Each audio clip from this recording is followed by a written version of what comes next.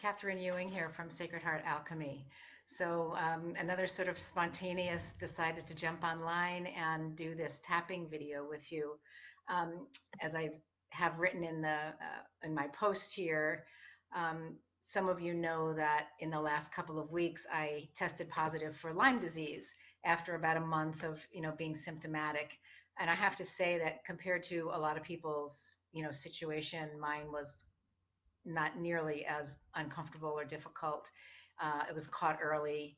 And hi, welcome.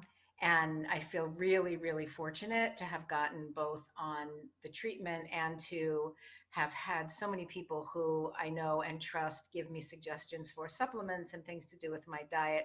And I'm really feeling a whole lot better. That being said, hi, Sue. Hi, Kathy. Nice to see you. That being said, I just took a walk. I'm typically a very active person. I used to be a long distance runner. I've run marathons and half marathons. And so, hi, everybody. And so I'm used to being really active and, pretty much doing whatever I wanted to do. Always grateful for my body and how it carries me around and lets me do just about anything. And the hardest part, of course, with this Lyme diagnosis is that it just completely wiped me out. And, there were a few days in the beginning there where I couldn't even walk to the mailbox, that, the muscle pains and everything in my legs were so bad. So I just noticed tonight that I was so grateful that I was able to go for a walk almost the same distance that I'm used to going. I stopped once or twice and took a little rest. But I pretty much made it the whole way. And so I was sort of celebrating on the way home. And when I got in, but I started to think about all of the people who have been, diagnosed with autoimmune disease and Lyme or other tick-related, tick-borne diseases. Uh, there's just so many things now, and I seem to have had recently an influx of clients. I don't know whether it's typical of the general population. I suspect it is, but all of a sudden I'm sitting with clients day in and day out who are really struggling with lupus and Lyme and Addison's and um, other autoimmune disorders. And I was about to sit down and do some tapping on myself because I really believe that for me this Lyme has a lesson in it. It has slowed me down. It has given me time to really get back into a meditation practice, and I'm actually doing some journaling with the consciousness of the Lyme, the energy of the Lyme, to see what it has to teach me, why it showed up in my life right now, because I really do believe that everything has a purpose. And I posted an article that I had read a week or so ago, right after I had gotten my diagnosis, and it was the woman was writing about, if you believe that everything is a miracle, then the Lyme has to be a miracle as well, right? So I choose to believe that there is a miracle in here somewhere for me. And I'm hoping that for everyone who has one of these really challenging conditions, this dis-ease in their body, that in fact as they heal, as they come back into the truth of who they are as divine spiritual beings. Hi, Cheryl. And heal their body knowing that they are divine, that they are whole and healthy and healed and created in the same divine blueprint as she who created them, then they will find the miracle, they'll find the reason, they'll find the purpose for having had this particular diagnosis at this point in time. Hi, Loretta, nice to see you here. So I'm just going to go ahead and start some tapping. And as usual, I don't have a script. I just make it up as I go along. So, if I stumble over my words, hi, Michelle, if I stumble over my words, just be patient. I'm learning to be much more patient and compassionate with people who might move more slowly. As you can tell, I walk fast, I talk fast. I tend to just be a fast mover. And I have one of the gifts of Lyme is that it has slowed me down, and it has allowed me to really be much more conscious and aware of other people who are moving more slowly than I am, and to really have some compassion for whatever might be going on with them, because of course I have no idea. So anyway, come on along and tap with me. You know, tapping's one of my favorite things. I've been doing it. I'm going to move this down a little bit so you can see this better. Since 2006, after I found this technique, I was studying for, oh my goodness, 6 or 7 years at that time, a lot of different energy healing modalities. And I went through seminary and I was doing a lot of work to find something really, um, to really help my clients heal in a very deep way. Traditional talk therapy, in the way that I was trying to use it at that time, just did not feel fulfilling for me or my clients, many of whom have had, you know, significant trauma.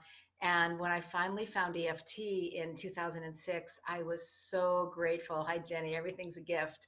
I was so grateful for finding a modality that allowed me to continue to do some aspect of talk therapy, in using the setup phrases and using clients' mental and emotional and physical experience, hi Ruthie, of whatever was going on with them, and using the energy body, moving the energy through the body by tapping on the acupuncture points, right? The beginning and the ending points of the meridians, to really begin to move the stuck energy through the body, which is what I believe has to happen in order for anyone to come fully into healing.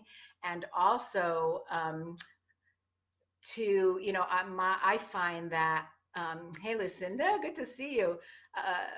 For me, tapping is the perfect complement to the law of attraction, because as we tap, and we release and discharge that old stuck energy in our system, we literally begin to raise our vibration. If you saw a post that I made earlier today, it was an Abraham post about raising your vibration, right? And for me, EFT, emotional freedom technique, is the best technique I have found in, you know, all the different studies, all the different energy healing techniques. It's the best technique that I have found to help move that energy through the body. Hi, Diana. And also to teach clients to use on their own. You know, there are a lot of other good things out there, but you need a practitioner, right, to do it to you, as it were. And with tapping EFT, you know, once you teach clients how to use it, they have that empowerment right in their own hands, literally in their own hands, right, tapping on themselves. And so for me, that's an especially important part of using EFT, which is that it's empowering for my clients and the students that I teach it to. So enough of that. Let's start tapping. I'm just going to start to create some setup phrases here around my experience with, you know, this positive diagnosis, and what clients have said to me, you know, very much recently, and also through the years. So even though I'm so angry with this diagnosis and all the pain in my body, I choose to believe that my body can heal, and I deeply and completely love and accept myself. Even though I'm tired, even though I'm sick and tired of feeling sick and tired, with aching muscles and joints, hardly some days able to get up off the couch, I choose to believe that I have the power within me to heal, and I deeply and completely love and accept myself and all of my feelings. Even though sometimes I feel sad and depressed and defeated that I have this diagnosis, that I have this condition, or that the doctors can't seem to figure out what the heck is wrong. And it's hard to trust anybody anymore, because I keep getting different diagnoses and it keeps changing, and they keep giving me different medications, and nothing really seems to be helping. I'm still exhausted. I'm still in pain. I'm not the person that I used to be. And I deeply and completely love and accept myself. And I choose to believe that I can return to vibrant and vital health.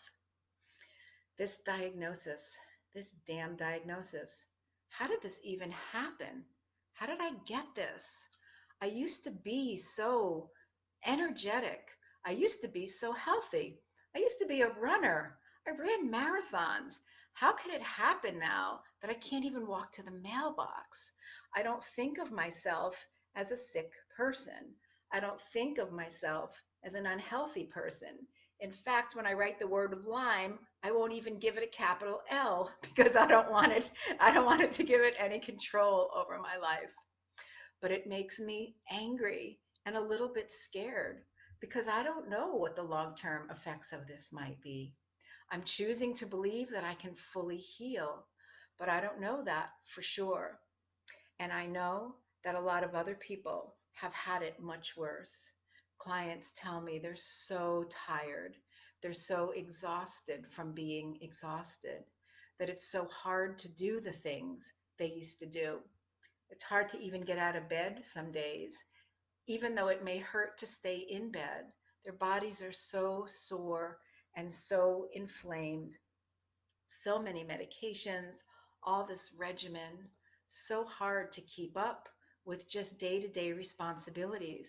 And kids, oh my goodness, it's so hard to have this diagnosis and take care of my kids.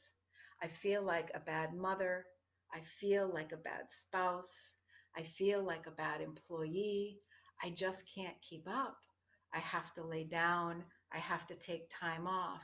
When those waves of exhaustion hit me, there's nothing I can do except just lay down. It's so frustrating. I feel like I'm being punished somehow. I don't know how I got this. I don't remember a tick bite. I don't understand why all of a sudden, after being healthy for most of my life, I've gotten this diagnosis of lupus or chronic fatigue or Addison's or some other autoimmune disorder. It just doesn't make sense to me. I'm so angry, but more than angry, I'm scared because I don't feel like myself anymore. I can't do the kinds of things that I used to do. I don't have the energy that I used to have. I'm not good at asking for help. I'm so used to doing everything myself or helping other people. It's really hard to ask for help. And the truth is, after a while, people don't really want to hear it anymore. They don't understand why I'm not getting better. They don't understand why I'm still struggling, or why I can't get out of bed, or why I can't get off the couch, or why I don't have the energy to go to the grocery store, or cook a meal, or take the kids to the park or to the movies. It's really difficult. I feel like I've lost friends.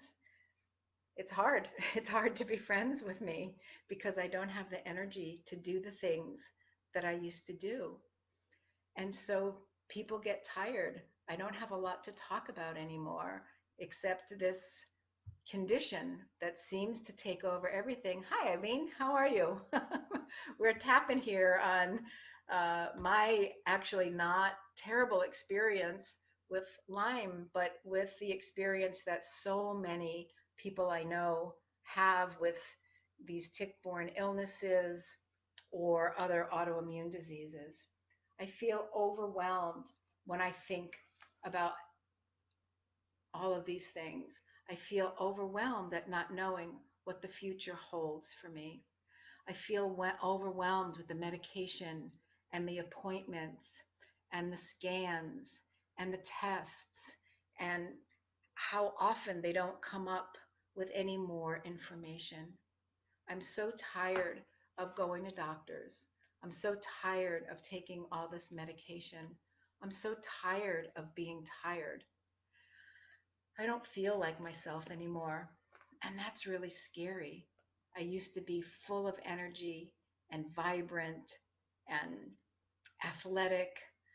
When I was anxious, I could go for a run. When I needed a break from the kids, I could go out for a run or a nice long walk. I'd walk the dogs or go to the park or do something physical or out in nature just to make myself feel better, to be able to come home with a better attitude, right, and a new frame of mind. And I can't do that anymore. I can't go for a long walk. I can't go for a run. I can't manage the dogs. I can't make it to the park. It really affects every area of my life.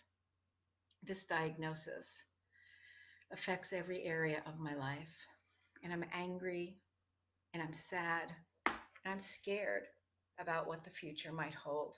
So we're going to come back here for a moment and just let this round settle. And in the first round, I just really like to tell the truth of sort of the negative, right? And some people say, oh, law of attraction, you shouldn't be talking about the negative. But the truth is, when we do EFT, we're really just telling the truth. We're really just speaking to, we're giving voice to what is already our experience. Maybe something from the past, something in the present, but um, we're not holding back, right? We're not pretending that things are okay. We're not jumping to the positive language too soon because we want to be able to move the heavier, denser energy, the beliefs that um, go along, right? The programming that's connected to those heavier, denser energies. We want to be able to move that through the body so that we can bring in some higher vibrating energy. I call it pumping the septic tank, or if you've ever, I'll use a more polite example. If you've ever redone a room, right? And I remember when we bought our first house, and we went to uh, renovate the dining room, and we didn't know that there were like 3 layers of wallpaper and 6 coats of paint, and you know on the walls. And so it was a very long process of taking off the paint and the wallpaper and the layers of wallpaper between the paint, and it took a really long time. And then they were plaster walls, and so we had to replaster the walls and use the plaster and scrape it down and then sand it and then prime it, and then we could put the new paint color on, right? We really had to clean it all up, clear it all out before we put the new color on, or else the cracks were going to show through, or the old paint or the old wallpaper was going to come through, right? And that's what happens if we don't clear the energies when we do tapping. It might help for a while, but if we really want to go and do deep healing, we really have to go through all of these layers. So obviously we're not going to do all of that tonight, but I do want to do a couple of rounds just to give you, hey Rita, I just want to do a couple of rounds and give you an idea of how we might transition from the sort of the negative, right? The calling out of the pain, the frustration, the anger, the disappointment, the sadness, the fear, um, and then do a next round that might have a slightly different energy to it, right? So we're going to come on back here and do the karate chop point again. And I'm going to say, even though I'm still feeling overwhelmed and angry and somewhat afraid, I choose to honor and accept my feelings and believe that I can get through this health crisis. Even though right now I don't know how that's going to happen, and it's hard for me to stay positive, I choose to stay positive because I know that that is the best medicine for me in order to return to full health. Even though it's really scary because I don't know what my future will be like, I choose to believe in a future of health and vibrancy and energy and total well-being. And I deeply and completely love and accept myself and all of my feelings. So many different feelings with these diagnoses: fear and anger and sadness and disappointment, maybe even depression, frustration, annoyance, and aggravation. What else? My clients sometimes feel defeated, right? And just exhausted and like they don't have anything left to give. So many different feelings, so many emotions, so many experiences in the body, right? The pain, the exhaustion, the inflammation, the the redness, the swelling, all of these different experiences. Really hard to live with and really scary when we don't know, when I don't know how this is all going to turn out. But the truth is that I know that a positive attitude will help. And even if it's challenging to try to stay positive, And it probably isn't going to happen all of the time. I know that I can consciously and intentionally shift my thoughts and my feelings and my energy away from fear and anger and disappointment and frustration. And I can try to shift into gratitude and appreciation and a sense of joy and freedom for all of the things that I do have in my life. I don't have to focus those energies on the diagnosis or on the disease. I can find gratitude or appreciation or joy in so many other things. In a sunset, right? In the incredible rain that blew here today, and just watching the energy of the weather, right? I can find awe and wonder in the beauty all around me, right? I can listen to my children laughing in the other room and feel my heart expand with love for them. So I can move my thoughts and my focus away from the dis-ease, away from the diagnosis, away from the illness, and into something, onto something where I can really feel some gratitude and some appreciation and some joy and a sense of freedom, even freedom with how my breath moves, freedom with how I can move my hand to do tapping, freedom to be on this, right, on this Facebook Live right now to do this. There are so many ways in which we can focus on what's positive. And I know that when I focus on the positive, I raise my vibration. I know that when I can shift out of the fear, out of the depression, out of the anger for as little as 17 seconds, I can change what's going on a cellular level. I know because Bruce Lipton has told me that when I change my thoughts and I hold the felt experience of the energy of gratitude and appreciation and joy and freedom, that I have the power to change what's happening on a cellular level. And that's an amazing thought. When I think about the implications of that for my mental, emotional, physical, and spiritual well being, it's mind blowing. I truly am the creator of my own experience. And so I choose in this moment to let go of the heavier and denser energies, wherever they may have originated in my life. I open up now to the possibility that there are things that I have been holding in my mental body, in my emotional body, in my energy body that have impacted my physical body in a way that has caused it to begin to break down, that has put so much pressure on my immune system, that perhaps has caused my adrenal glands to come to the point of exhaustion, experiences in my life that have caused stress or trauma or belief that I'm undeserving or unworthy or unlovable or that I need to be punished in some way. Perhaps those beliefs, those thoughts, those emotions have been turned inward to my own body. And so I choose now to release all of those feelings, all of those beliefs, all of those emotions, and all of the energy, all of the chemical compounds that are created with those lower vibrating emotions.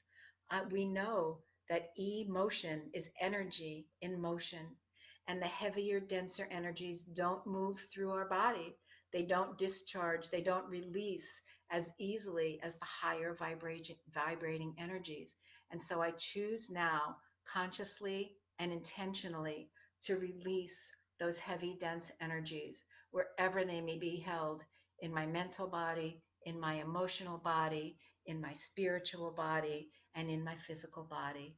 And I'm so grateful for the opportunity to move this energy, to know that I am truly spirit, that I'm made in the divine blueprint of the of that which created me, and the consciousness that created me. And so I hold that truth of my being right now in this moment, and I claim that total health and well being are mine in this moment.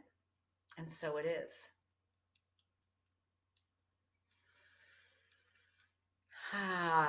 So just allow that energy to settle.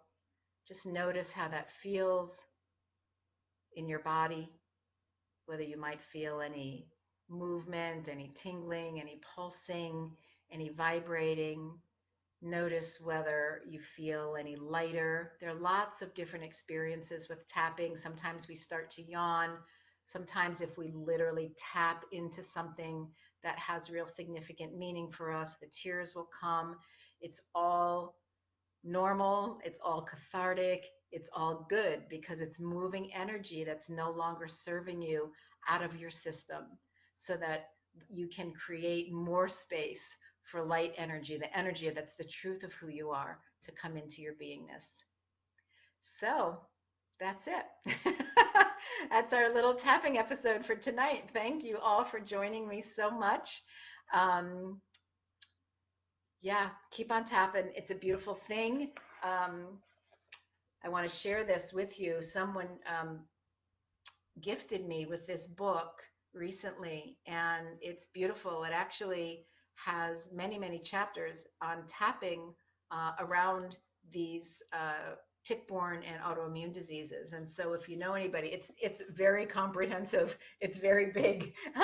Lots of questions, but there's chapters on meditation. There's chapters on using affirmations, Noah St. John's work, along with tapping. There's recommendations for food and supplements and really wonderful things. So if you know anybody who's struggling, you might want to see if you can grab this Lyme disease workbook.